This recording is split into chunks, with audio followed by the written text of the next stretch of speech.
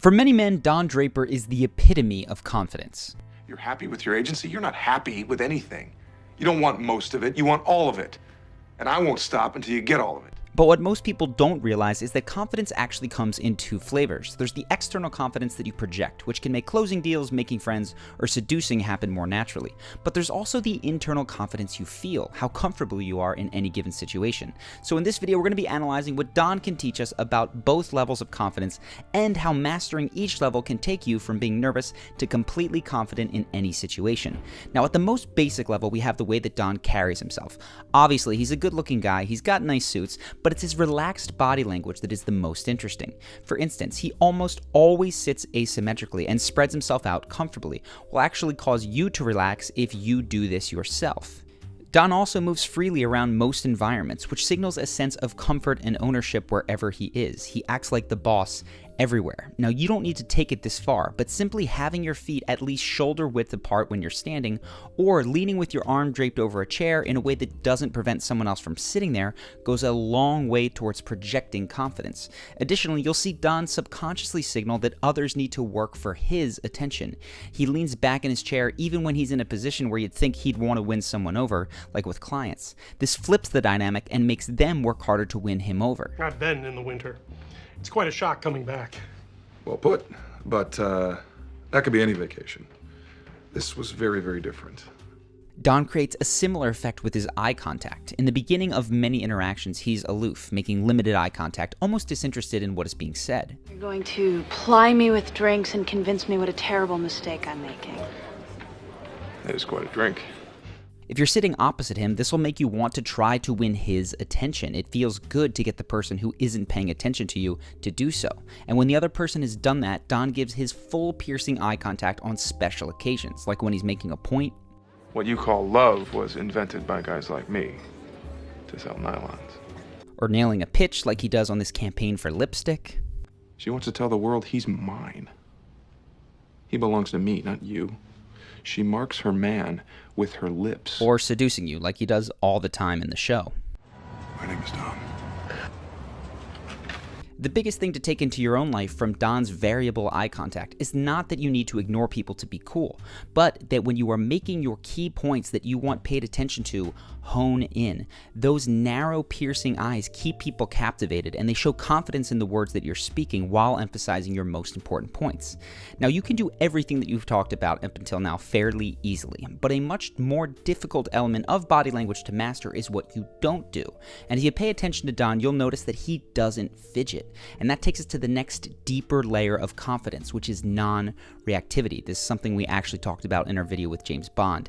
This is much harder to fake because our emotions often get the best of us in these high-stress situations. And this is one area where lacking in confidence can really be a detriment. You overreact to your own mistakes and end up making things worse. But when you can remain non-reactive, it shows that you're not pressured by what's happening around you, and that makes you come across as more powerful. For instance, watch how Don reacts when two men hit on his wife in Rome, and how he calmly roleplays that he doesn't even know her. Contrast that with their insecure overreactions to him.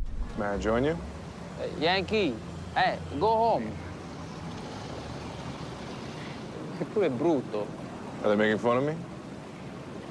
A little bit. I'm only in Rome for one night. The sense of comfort and power that Don conveyed simply by not reacting is surely part of what drew Betty to him in the first place. This same level of low reactivity is especially important if you're a leader in times of crisis. Now, feeling your feelings is important, but left unchecked, they can get in the way of pulling together to get out of a serious issue.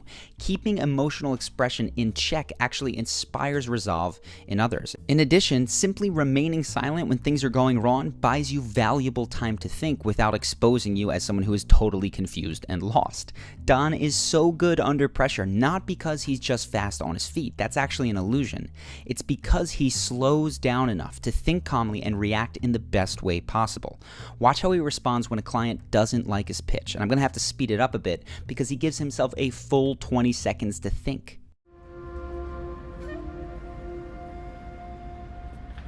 Gentlemen, before you leave, can I just say something? As a general rule, we are more demanding of fast responses from ourselves than we are from others. People give themselves only 30% as much time to respond as they would give someone else, which is why so many of us find it hard to pause when doing a public speech, even though we know it's a powerful tool. So when you are in a stressful situation and it feels like you need to do something right now, pause. You're almost always better served from a presentation perspective and a decision-making perspective to take a deep breath and slow down. Otherwise, you're going to look frantic and out of control. Now, the next sign of a more deeply internalized confidence is not trying to convince other people. And that might sound odd because when you think of Don Draper, you might think of the salesman who is all about persuasion. But being persuasive generally is very, very different from trying to convince any specific person.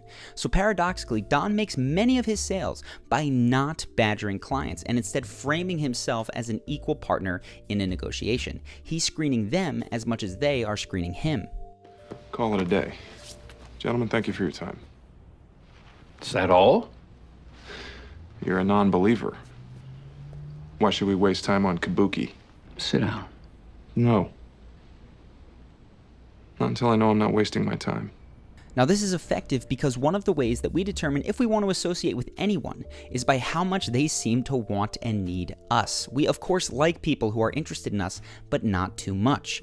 Much better is to share your interest, whether it's with a date or a client, but to walk away if it's not reciprocated. Now, one caveat here is that if you walk away in an emotional huff, you're not signaling confidence or power. You're signaling petulance, and that makes other people just glad to be rid of you. Now, Don is guilty of this from time to time when people don't like his ads. Hope you enjoyed looking in the window. Give me a minute. Out! Get out! Don, excuse me? Get your things and get out of my office now! Resist the urge to yell or to tell a date or a client how sorry that they're going to be for blowing the opportunity, and instead step into the mindset that says, well, looks like we're not a match, I wish you the best. Now, this finally takes us to the deepest layer of confidence, and that is the belief that no matter what, you will be okay. When you've internalized this, confidence comes easy. Now, it all sounds nice, but how do you develop this belief so that you feel it in any situation?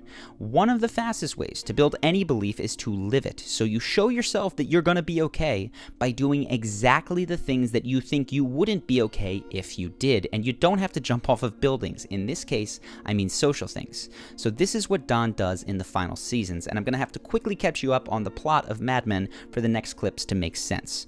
For those of you who don't know, Don's real name is Dick Whitman. He stole his lieutenant's identity when he was in the Korean War in order to escape his old life and get out of the war, and he's lived with that fake name and even somewhat of a fake persona ever since. He displays the outer veneer of stoicism and confidence while behind closed doors, his family and even sometimes his career and emotions are crumbling. But in the final seasons of Mad Men, Don tells the truth at great personal cost. First, he tells Hershey's, his client, the truth about his orphaned childhood, which loses him the account and gets himself fired. I was an orphan. I grew up in Pennsylvania. In a whorehouse. Do you want to advertise that? If I had my way, you would never advertise. Later, he confesses his moral failings to Peggy while at a retreat in California. I broke all my vows. Scandalized my child. Took another man's name. And finally, after he's been honest out loud, he has the courage to reveal the emotions that made him abandon his old life. And it's all set into motion where a man at the retreat confesses to feeling unseen and unlovable. I had a dream. I was on a shelf in the refrigerator. Someone closes the door and the light goes off. And I know everybody's out there eating. And then they open the door and you see them smiling. And they're happy to see you. But maybe they don't look right at you, and maybe they don't pick you. Then the door closes again, the light goes off. Don is sitting there shell-shocked from his conversation with Peggy, but as he listens, he goes from completely ignoring him to totally understanding where he's coming from. Despite the validation from business success and affairs with many beautiful women, Don still feels unlovable. And when he finally recognizes that same feeling of being unseen and unlovable, he can authentically connect with this man.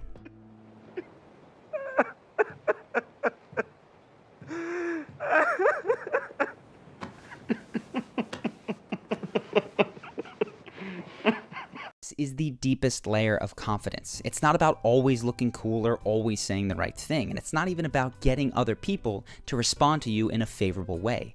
It's living your life, at least socially, like you will be okay no matter what. And that means that you can tell the truth even if it loses you a client.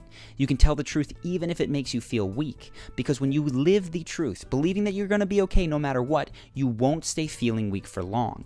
Instead, you'll stop feeling like you always need to say the right thing, and you'll stop worrying that someone else might reject you, because you know that you will never reject yourself.